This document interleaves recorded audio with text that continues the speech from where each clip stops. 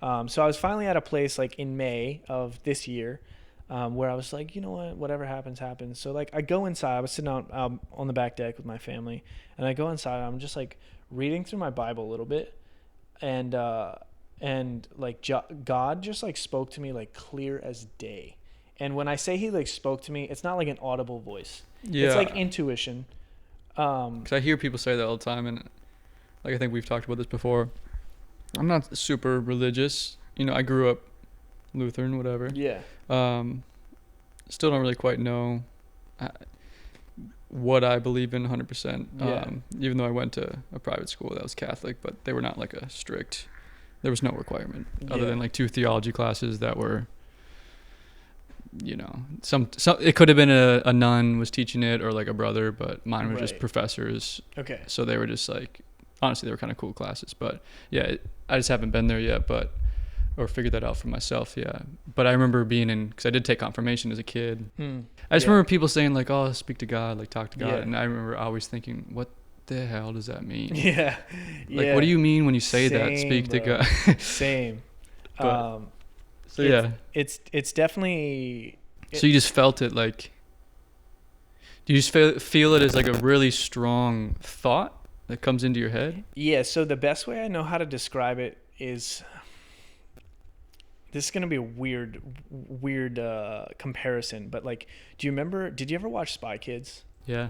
Do you remember how like they did telepathy with one another and like they could hear their voices? They could hear like one of Yeah. those What is that voices in their scene? head, but it's like quiet. Yeah. It's kind of the same way because like it's a thought that you like I knew it wasn't me. And part of the reason I knew it wasn't me is because I never wanted to come to LA, bro. Never. Like LA was I was in no rush to get here. I had a couple friends. Most of them don't live here anymore, but like they used to live out here, and I always said I was gonna come visit them, and I never did because I was Yeah. like, I just don't want to be in LA. Like I'm not, I don't need to be around the clout. I don't need to, especially after going through the season that I was in, where I felt more important than I actually was. I didn't need to be around a bunch of other people who were like, oh, I'm actually way more The important same than I actually shit. am, and like just all the clout chasing and like the self inflated sense of importance and whatnot. And I was like, no, like, and this isn't really where I want to go with my career anyways. Like it's Yeah. more film and music and stuff like that. So, and I love the big cities, but I also love the beach. Yeah. And so I'm sitting alone and hear the voice of God like clear as day. And he's like, would you go to LA for me? And it just like stops me dead in my tracks. And I'm like, yeah, I would. But like I never wanted to go there, but like I was at a point where I was like fully in surrender, where I was just like, I'll go anywhere you want me to, because anything that you have planned for me is clearly better than what's going on in my life right Yeah. now, especially like me trying to like, I'm encountering so much rejection and so much failure that it's got to be better than like what I've gone through in the last couple months. And just to know, you didn't even become that religious until you were saying that experience in Singapore, right? Yeah, but it wasn't like an immediate onset. It was like a lot of learning over time. And I write about in my book what it's like and like how I just despised religion and how I'm still kind of like I wouldn't even call myself religious. I would just say that I am like in a healthy relationship with God, Yeah.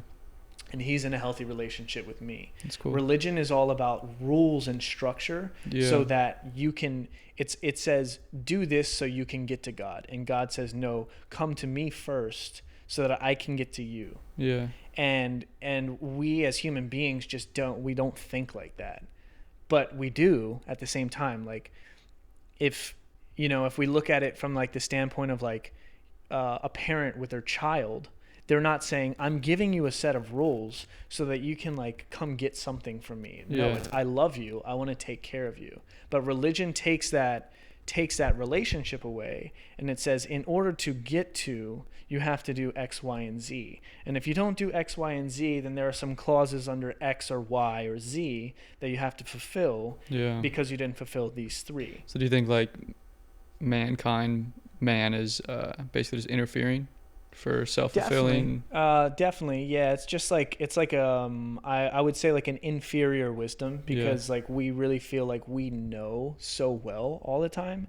So we adjust the human experience based on our own experiences, or like our own intellectual capacity, our own experiences. And like, there's so many different religions and there's so many different denominations, and everyone, like even now, like in just like everyday culture, people are like, oh, I speak my truth. But like, if there's so many truths, like what's the the line between like true and false? Like how do you really tell? So the lines are becoming more and more blurred. I feel that, And for people sure. are people actually want, like, I don't want to say a singular truth, but something that they can hold on to that says this is true, which makes this false. Yeah.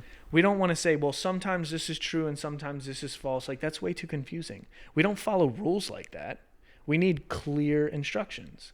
And if the instructions aren't whole proof or full proof, then we say, okay, let's look at how we redefine these instructions to make it clear. Yeah. To make it clear.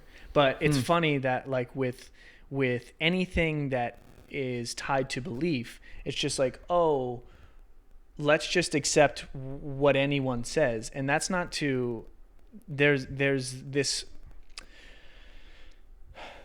like fear almost that's attached with that if you say, okay, well, we can't just accept if we can't accept people for what they believe, then we hate them, or we clearly think that they're inferior. That's not it at all.